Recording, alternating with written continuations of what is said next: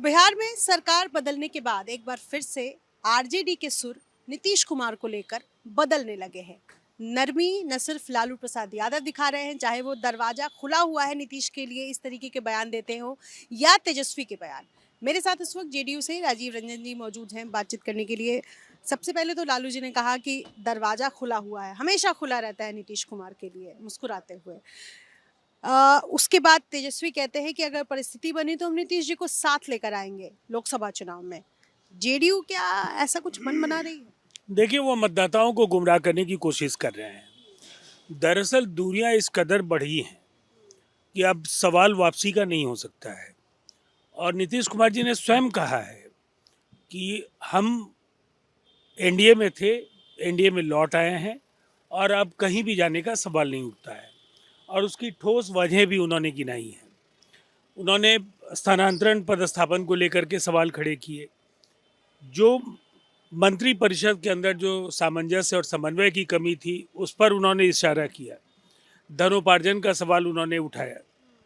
और ये कुछ ऐसे गंभीर सवाल हैं जो नीतीश कुमार जी की पूरी कार्यशैली के अनुरूप नहीं है। जब भी ऐसे प्रश्न उठते हैं वो असहज होते हैं और उन्होंने फैसले लिए हैं। इसलिए हमारी प्रतिबद्धता बिहार के 14 करोड़ लोगों के प्रति है।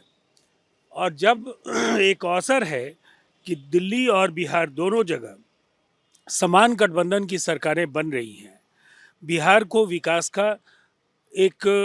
के नए आयाम गढ़ने का अवसर मिलेगा। पहली बात। दूसरी बात यह है कि 2005 से 2014 तक यूपीए की सरकार थी, बिहार में एनडीए की सरकार के मुखिया नीतीश कुमार जी थे। बाद के दिनों में भी परस्पर विरोधी गठबंधनों की स्थिति दिल्ली और पटना में रही है। ये एक बड़ा अवसर है और बिहार के लिए जो कुछ भी नीतीश कुमार जी के मन में जो एक विजन है, जिसको समय समय पर उन्होंने अपने फैसलों से काफ़ी हद तक अमली जामा पहनाने का प्रयास किया है। दिल्ली में अगर हमारी सरकार है और बिहार में भी हमारी सरकार है तो निसंदेह इन्हें पूरा करने में ज़्यादा मदद मिलेगी। नीतीश जी को लेकर के पिछले दो उनके कार्यकाल को देखें तो कई बार उन्होंने बहुत रिजिडली कहा है कि हम नहीं जाएंगे, लेकिन जाते रहे हैं और ऐसे में सवाल उठता है। बहरहाल केस आप लोग खोल रहे हैं, फाइलें खोल रहे हैं, जहां जहां जो जो विभाग आरजेडी के कोटे को मिला था, ऐसा क्यों कर रहे हैं? इसकी वजह उन्होंने बता दी है। विधानसभा में विश्वास मत हासिल करने के समय में उन्होंने पैसे के लेन देन को लेकर के बहुत ही स्पष्ट शब्दों में कहा कि इस तरह की सूचनाएं उन्हें प्राप्त हो रही थी। और अब तक 50 वर्षों के सार्वजनिक जीवन में नीतीश कुमार जी काजल की कोठरी में रह कर के भी उनकी छवि पर कभी कोई दाग नहीं लगे और उन्हें कोई भी फैसला पुत्र मोह या परिवार मोह के कारण नहीं लेना पड़ा है। तो ये दो ऐसे सवाल हैं जो भारतीय राजनीति में उनको भीड़ से अलग, उनको एक पहचान देते हैं। इसीलिए ये फैसले कहीं ना कहीं अगर कोई अनियमितता बरती गई है, कहीं कोई बेईमानी हुई है, तो निसंदेह नीतीश कुमार जी उसकी जांच कराएंगे और उस पर जो पर्दा है उसको उठाएंगे।